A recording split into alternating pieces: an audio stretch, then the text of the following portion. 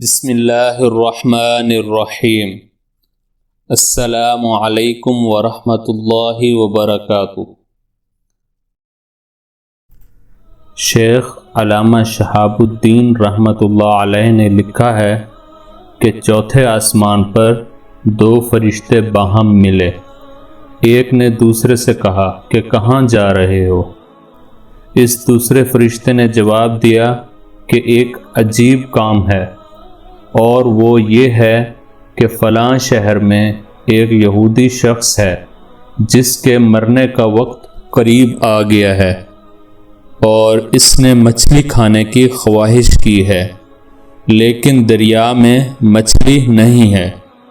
مجھے میرے رب نے حکم دیا ہے کہ دریا کی طرف مچھلیاں ہانک دوں تاکہ لوگ ان میں سے ایک مچھلی یہودی کے لیے شکار کر لیں، اور اس کی وجہ یہ ہے کہ اس یہودی نے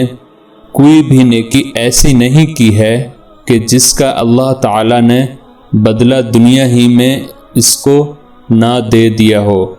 اب صرف ایک نیکی باقی رہ گئی ہے، اس لیے اللہ تعالیٰ چاہتا ہے کہ اس کی خواہش کی چیز اس تک پہنچا دے تاکہ وہ دنیا سے ایسے حال میں نکلے کہ اس کے لیے کوئی نیکی نہ ہو۔ اس کے بعد دوسرے فرشتے نے کہا کہ میرے رب نے مجھے بھی ایک عجیب کام کے لیے بھیجا ہے، اور وہ یہ ہے کہ فلاں شہر میں ایک ایسا مرد صالح ہے کہ اس نے جو برائی کی اللہ تعالیٰ نے دنیا ہی میں اس کا بدلہ پورا کر دیا، اور اب اس کی وفات کا وقت قریب آ گیا ہے، اور اس نے روغن زیتون کھانے کی خواہش کی ہے، اور اس کے ذمہ صرف ایک گناہ ہے، اور مجھے میرے پروردگار نے حکم دیا ہے کہ میں روغن زیتون کو گرا دوں،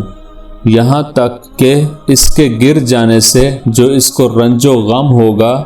اللہ تعالیٰ اس سے اس کے گناہ کو مٹا دے گا، حتیٰ کہ وہ اللہ تعالیٰ سے ایسے حال میں ملے گا کہ اس کے ذمے کوئی گناہ نہ ہو۔ محمد بن کعب رحمۃ اللہ علیہ نے فرمایا کہ قرآن مجید میں اللہ تعالیٰ کے فرمان فَمَن يَعْمَلْ مِثْقَالَ ذَرَّةٍ خَيْرًا يَرَهُ وَمَن يَعْمَلْ مِثْقَالَ ذَرَّةٍ شَرًّا يَرَهُ کہ یہی معنی ہیں، یعنی جب کافر ذرہ بھر اور چونٹی برابر نیکی کرتا ہے تو اس کا ثواب دنیا ہی میں دیکھ لیتا ہے، اور مومن جب ذرہ برابر برائی کرتا ہے تو آخرت سے پہلے دنیا ہی میں اس کی جزا چکھ لیتا ہے۔